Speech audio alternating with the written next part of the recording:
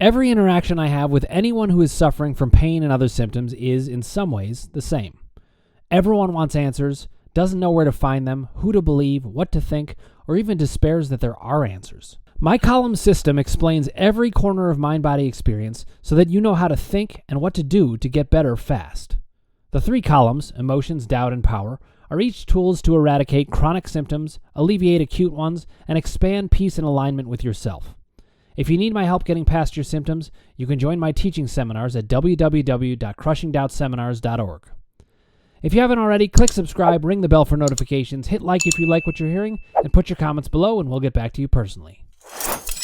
In this episode of my how-to series, we're going to look at how to keep yourself from getting too focused on the symptom at hand so that you can see the big picture and see your way out of your symptoms. One of the biggest stumbling blocks about mind-body experience that we all face in trying to understand symptoms is this. Is it simple or is it complicated? For the mind-body sufferers, in other words, the entire human race, this isn't a question that has been sufficiently resolved, which leaves everyone open to, you guessed it, massive levels of doubt.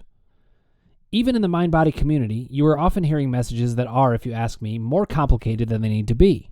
As you all wade through the various information in the mind-body community, it does loom large. Is this complicated or not? The reason this is such a big deal is that if it is quite complicated, we have less reason to think we'll be able to get out of it easily.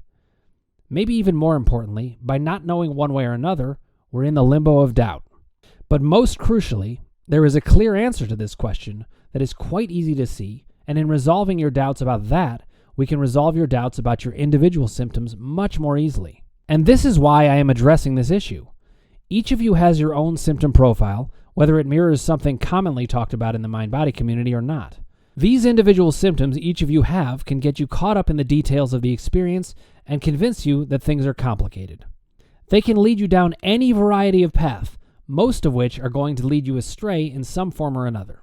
This is because, in part, each solution we've come to in the mind-body field is only a partial solution.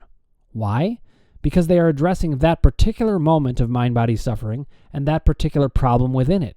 Even what I just said can make it sound like it's going to be very complicated, which could get you worried about your particular symptoms or the various systems you've worked on to get them reduced or alleviated entirely. But here's the best news of all. None of this is that complicated.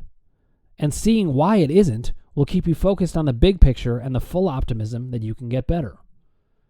Because the perception of it being complicated not only slows you down by raising doubt, but it is also completely incorrect. Let me break this part down directly so that we can zero in on this and help you spend far less of your time obsessing about particular symptoms or even their potential solutions. Here is the key point of this episode. No matter how complicated your body and brain is, the nature of mind-body process is simple. The mind controls the body, and once you feel actually safe, your body will change all of its systems to match that. What does this mean? It means the specificity of your symptoms does not matter. It is all the same thing. You do not have to worry about all of your questions about your specific symptoms because they would all be taken care of if you see the simple picture. Each and every one of your symptoms would drain away if you can see they are all there for the same overarching reasons and principles. Whatever theories people come up with about why things happen, as helpful as some of them can be in parts of your experience, the key is the overall understanding of the mind-body process. Change your mind, and the symptoms can be changed. By remembering that this is true, you can unhook yourself from getting so focused on the symptoms at hand. Instead, recognize that we need to get our own system of how we're going to deal with our mind in specific moments together. This is exactly what the column system offers, and it actually is very simple. Your acute onsets and upticks in symptoms are caused, almost uniformly, by an unconscious or semi-conscious emotion that is being held at bay by the physical symptom.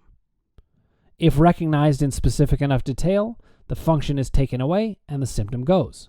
Your consistently acute symptoms, the ones that seem chronic because they are unbroken in time or at least very consistent, are because of doubt in whatever of the 4 forms it comes: fear, confusion, lack of certainty, and questions.